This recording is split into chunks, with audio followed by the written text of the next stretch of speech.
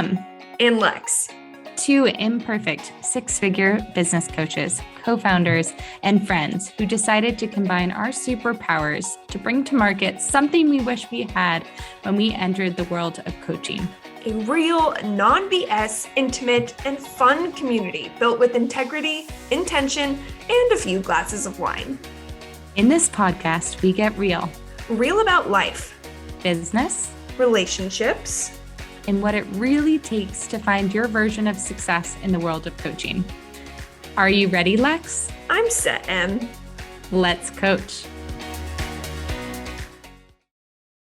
Hi. Hi, you seem really excited today. I'm excited because I know what we're going to talk about. We're going to talk about mermaids. And before you say one other word, I don't think I told you this, but when I said to my husband last week, everyone's telling me to watch Mer People, he said, so Emily's telling you to watch Mer People. Did you watch it? We're watching it still, yeah.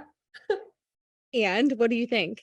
I mean, we're captivated. It's fascinating. It's beautiful. It's a whole new world. I get it. Kind of want to do it. Also, really extreme, painful. Like when they were talking about their ear issues, their nose issues, their eye issues, like you don't think about the performance level that you have to have where you're keeping your eyes open, you're breathing underwater to the best of your capabilities, and you're like entertaining and being graceful while your lungs are about to explode. It's a lot. No dead mermaids.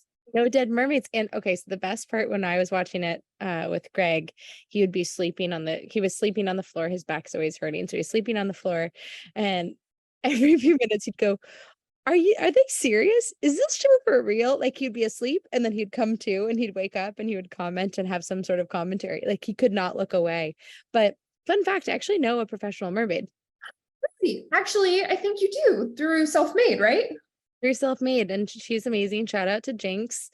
But just crazy. She was the only person I had heard of that did this, and then to realize that it's such a robust and like I forget what they said the industry was, how much money these people were making.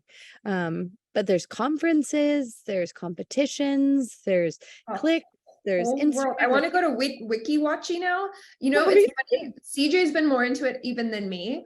Which, not to put stereotypes, but I go to bed earlier than him and I keep like stopping the show mid-episode and he gets so upset. He's like, 10 more minutes. I'm like, until tomorrow. The mermaids will have to wait. But there was a moment, so spoiler alerts for what we're talking about, y'all, is a Netflix show called Mer People. It's a documentary about these individuals who are pursuing mermaiding as a profession. And some of these individuals are going into extreme debt to do so. Some of them are working multiple jobs just to continue to pursue this goal of theirs. And I think the thing that was just so admirable was that like this is a dream that they want to bring to reality, no matter if they live in Arkansas or they live in Florida. But there was a moment in the show where this gal goes to a kid's birthday party and she's carried out by like a teenager essentially and plopped into the pool. And I cried because I was saying to Greg, I was like, I know this sounds really corny and I know the entrance seemed really cheesy, but if I was a kid there, I would have lost my shit. Like I literally was so I was just putting it, that childlike wonder that I had as a kid very much overtook my emotions, and just I was so appreciative of like what she's doing is not only for her, but it also brought joy and this element of magic that we lose in our adulthood to these little kids. I totally agree. We're halfway through the final episode and that's when they're all going onto the cruise ship. And there's a moment where they zoom in on the faces of these mermaids looking at the cruise ship. And there are very few authentic human moments in life where I've seen people look that happy. And I turned to CJ, I'm like, I don't know if I've ever been that happy about anything. We were like, what is there a day or a time or a memory? And I narrowed it down to my wedding day. I think there was some wonderment in my eyes, but it's truly wonderful seeing these humans thrive. And, there is a bad rap. Not everyone might think that mermaiding is real, right? There's probably a lot of misconceptions. Maybe they don't think it's all that credible. And that is such a wonderful tie-in to today's show. We're going to talk about how to build and establish credibility as a mermaid. Just kidding, as a coach. Wonderful. I have to, before we start, we have to introduce some new lingo. It's mermaid lingo. So when we talk to each other throughout today's show, we have to incorporate the new mermaid lingo. So hello to you too. And I'll let you finish that sentence. Fin, yes. What were the other ones that they had? Mercenality. You have a great mercenality, Emily. You're my mer mama. Mer mama. You're my mer mama. Shellsters? No. Seasters, my mer seasters. Anyways, so we might incorporate some surprise and delights throughout this episode. Ooh, let's make it a challenge. Now I'm like, what were the mermaids? ChatGPT mermaid language. Okay, Emily, kick us off. So how to build and establish credibility as a coach. First, let's start with the word and the title of coach. Oh, Lex, the word coach is so controversial. And I have to be completely real with you that when I first started off with coaching, I really struggled with the word coach.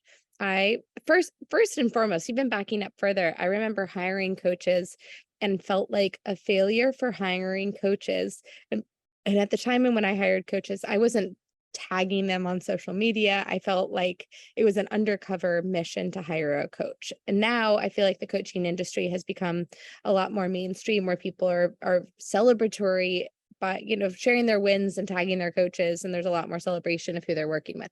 So when the time came that I decided to become a coach, I really struggled with putting that hat on. And I think it comes from my perception, at least, is the ickiness of feeling like, there's a great quote in what's it called? The Wedding Planner. Those who don't wed plan. And so with coaching, there's that aspect of, is the person who's a coach, are they people who weren't successful in the industry that they wanted to be in, and now they're teaching people what they're doing? That's a fantastic overview, Emily. Yes, I've been thinking about that for half the time you were speaking. No, but really it was a fantastic overview. And I would say more often than not, when we talk to individuals who are transitioning or considering the transition into coaching, they have a massive resistance to wanting to associate themselves with the word coach. So much to the point, a lot of them say, like, I hate the word coach. The word coach is slimy. I feel like it makes me look less credible. And to call it what it is, there's ego attached to it, right? Because to your point, beyond your point, there are a ton of people in the marketplace who have claimed that word when they don't necessarily have, we'll say, the resume to back it. So a business coach who's never had a business, for example. Yeah, I think that's a great one. And I think when I had my first introduction to coaching, it was life coaches, and it was always through my mom. It would be in high school or more high school. She would go to these women's like newcomer luncheons, and she'd be like, oh, this is life coach Deborah.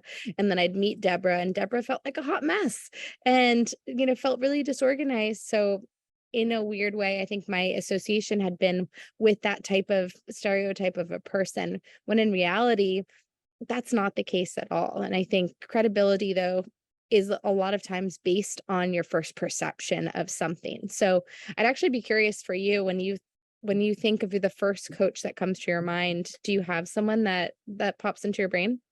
Yeah, my basketball coach. I think that's the other part too, is that there's a long-standing history of the word coach attached to athletics before it became necessarily a profession. I have shared this on the podcast before, but I was initially attracted to coaching because of the business model. When they found out I was listening to podcasts from coaching, then, the algorithms that be then started putting a lot of coaches' content, throwing it at me, showing up in my feed. I then started consuming a lot. And I think the perception I had originally with coaches is that they were really just after high volume money with not delivering a ton of value. And I kind of became anti high volume coach for a moment in my career, because I associated high volume with lack of value. Basically, yada, yada, yada, the psychology lesson is saying, to your point, my first experience with coaching and how it was advertising to me did affect how I then perceived that word. Yeah. And yet I think at the same time, there's words that are synonyms of coaches that we feel a lot more kinship towards, like mentorship or strategist, where it feels more in, intentional of delivering something specific, while coaching can be a vague word. And in my own personal experience as a coach, I tried on a lot of different words before coach was the only word in which I did. Like I'm more than a consultant, I'm more than a mentor, I'm more than any of those strategists. I am literally your coach. Like I am there running the side of the basketball court with you. Yeah, for sure. One thing I advise to people, or let me say this, another perspective I offer, because if you have a mental block or resistance to the word coach, it's usually not something you just get over in the blink of an eye. So from a strategic standpoint, one thing that would behoove you to own that title is how it makes sense searchability wise. If someone is looking for a business coach and you're a business coach or mentor and you aren't using that word, you're not going to show up in their searches. So a lot of people, the people who want to coach, the people who are not thinking the world of coaching is spammy, are going to be looking for that word. So from an SEO standpoint or a searchability standpoint, there's a lot of business sense to be made for allowing yourself to own it. Lex, how can people find out how to work with us? Super simple. Go to readysetcoachprogram.com, link in show notes. I think that's a great point in terms of, you want to make a splash, you need to make sure that sorry, I had to put it in there. You need to make sure that you're not being too creative. And this is a big problem we see, where they're like, I'm not a coach, I'm a business mentalist. And you're like, maybe that's a part of what you're doing. Maybe you're a mind reader, business mind reader. I'm totally making this up, y'all. But I think there's that aspect of, you need to be searchable, or people aren't going to find you. Totally. At one point I was playing, I'm an organic growth coach, and I realized very quickly no one is searching for organic growth coach. So even though it felt real to me from a strategy standpoint, people weren't looking for that. So there's things you can do to put a title on a LinkedIn or put a title in an Instagram bio that just makes sense. And then of course, when you're explaining or talking to someone or networking, you can expand and use language that feels good to you. But first, coaching is legit. This is an industry. It's a multi-billion-dollar industry. There's facts, there's stats, there's data. So if you decide to own that title, what are the things that can help you build credibility as a coach, Emily? Always putting me on the hot seat first. So building credibility as a coach is something, we don't want you to wake up tomorrow and be like, I'm a coach, it's on my title. I have worked at, I just graduated college and I have no life experience, and I'm going to be a business coach. I wouldn't recommend that. So I think in terms of building credibility, you need to have worked at a business if you want to be a business coach. Better yet, launching a business if you want to be a business coach. So credibility can start with the work history that you have, the jobs that you've been at, the companies that you've been a part of. It can also be taking courses or certifications. I'm a huge proponent of, or supporter of, continued learning. So be that through a program like General Assembly, where you're learning to deepen a specific skill, or a certification that helps you get stronger in a particular area. I encourage you to dig deeper there. Those are some of the initial thoughts that I have, but Lex, are there any other things that you think that help build credibility? I seriously agree with that. SEA. Again, was thinking about that half the time you're talking. Okay, so yes, to kind of wrap up, I was multitasking and listening, but your resume is big, and your resume can look like real world experience. Your resume can include degrees. Your resume can include certifications in certain programs. So absolutely, your resume, those elements on your resume can build credibility. Another thing that can build credibility and is huge are testimonials and case studies. And testimonials can be, and case studies are great. You might be thinking, oh, I'm a new coach, I don't have those yet. There's things you can do to build them. And it's something you should be thinking about from day one. If you don't have any experience coaching yet, get some beta clients. You need to start coaching so that you can have people's third-party words on how you did, because someone else saying you did great is a lot more credible than you just saying you're great. 1,000%. And Lex, when you started out, how did you find your beta clients? Yep. So my very first was someone I knew, just because I was nervous. Once I got that out of the gate, I went on Instagram and I cold DM'd a few women that I thought would be my ideal clients. And I said, look, I'm getting my start in the coaching industry. I really like what you're doing. At that time, I'd had 10 years experience in PR. I'd love to do a coaching session for 1 hour. Hopefully you'll get a lot of great advice out of it. What I'd get out of it is a testimonial if you want. Either way, I'll get you a coffee for your time. And luckily, everyone said yes.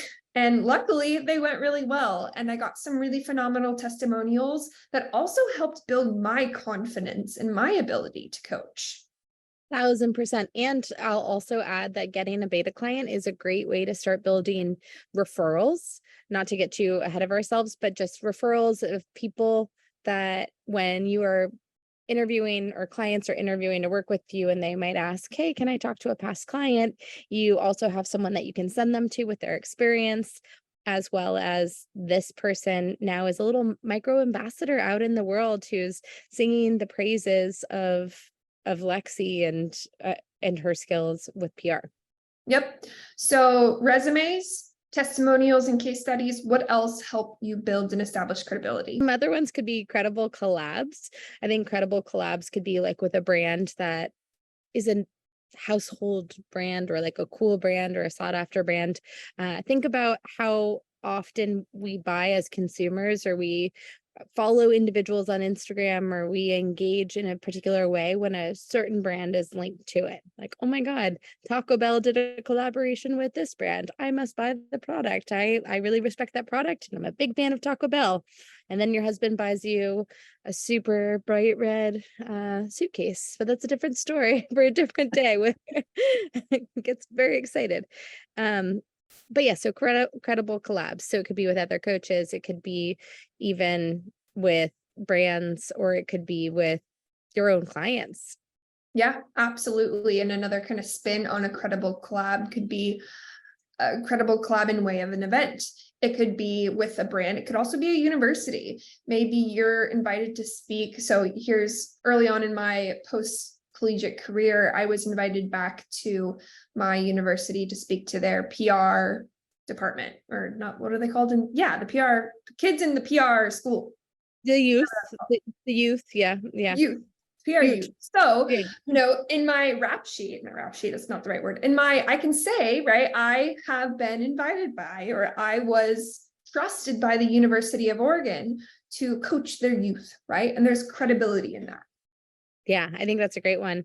And then another one that I think is really helpful too, Lex, and you are the expert on this, but is getting press, being a thought leader in various publications or being featured in publications. I know when I was featured in Forbes, I don't know how this happened. I guess someone tagged me on LinkedIn, and then my people on LinkedIn got a notification, and I woke up to text messages from people being like, oh my God, you were featured in Forbes. I don't think they read the article, but like that name association made me that much more credible. Yeah. And I think the concept there is very in line with a credible collab, because Forbes, Business Insider, these big media outlets, they already have credibility. So by them featuring you, or by you being able to leverage that logo, it's going, whoa, Forbes thinks I'm credible. You should too. Oh my God, how many times have I bought a product that had the Shark Tank logo on it? Where I'm like, these are super smart people. I must buy the Scrub Daddy. I think that's my favorite product still It's from the Shark most Tank. successful to date. And that was Lori's. I met them. I met that team. Really? I'm like forgetting the guy's name, but we did a quick scroll. When I was in the heat of representing the Shark Tank brands that I did, we had a commercial recording, or one of those updates they do, like Where Are They Now? In Office Depot in LA. And it was all of Lori Grenier's entrepreneurs at that point in time. And so I got to meet like all of them. Anyways, I like totally fangirled at Scrub Daddy, which if you had ever said who fangirls at a scrub entrepreneur or a sponge entrepreneur, not everyone would get it. But if you watch Shark Tank, you get it. You get it. I see it. And I'm like, we need to buy another Squatty Potty. I was like, oh my God, it's Squatty Potty. I know some big consumers of the Squatty Potty. I love their commercials. But that credibility too, like if you were to buy a random smiley face scrub thing without Shark Tank on it, you might think it's trash, but because Shark Tank has verified that this is something that's amazing, you're that much more likely to put your dollars towards their product. 100%. So credibility, another phrase that is in line with credibility is the concept of know, like, and trust. And we've talked about this on the show. If all the things we just said, if you're getting press, if you're getting logos, if you're doing partnerships, you're really aligning yourself and putting yourself in a position to be known and trusted. I think the last little piece there is still showing up to give people an opportunity to like you. Yeah. And I think there's so many ways to do that. You can do that with a free consultation call. You can do that by engaging on Instagram. You can be generous. I think being generous and generosity goes a lot further than being selfish, in my opinion. I was trying to think of a pun. I was gonna say I agree. I can't think of algae agree. Yeah. No, rough. Okay. Listen. Rough seas out there, Captain. Yeah, there we go. Worse. You gotta whale it in. I whaled it in. Oh Lord. We're fishing for compliments on that one, I think. So okay, guys, we're wheeling ourselves in here. Some homework that we have for you is to develop a credibility list. You can call it different things. You can call it a self-love list. You can call it we had a guest speaker once who called it was it an effing fabulous list? Oh yeah, effing fabulous list. I love that. Yeah. So the activity is this: sit down either on your computer or with a pen and paper and force yourself to come up with 15 to 20, and yes, 15 to 20 things that make you credible. We just gave you a bunch of stuff. Now, if you're early on and you haven't done collabs, you might not have that box check-offable yet, but you're going to have real world experience, or you're going to have resume things you can pull. And if you really can't get to the 15 or 20, then the step 2 is it's going to point you towards an opportunity of where you can focus next. Yes, amen to that. So with that, is there a bye for mermaid? Is there a bye? Is there a goodbye mermaid? See you later. There we go. See you later. Guys, we will see you later on the Ready, Set, Coach pod. Yes. If you're enjoying the Ready, Set, Coach podcast, please leave a review wherever you are listening. For more information about Ready, Set, Coach, visit readysetcoachprogram.com.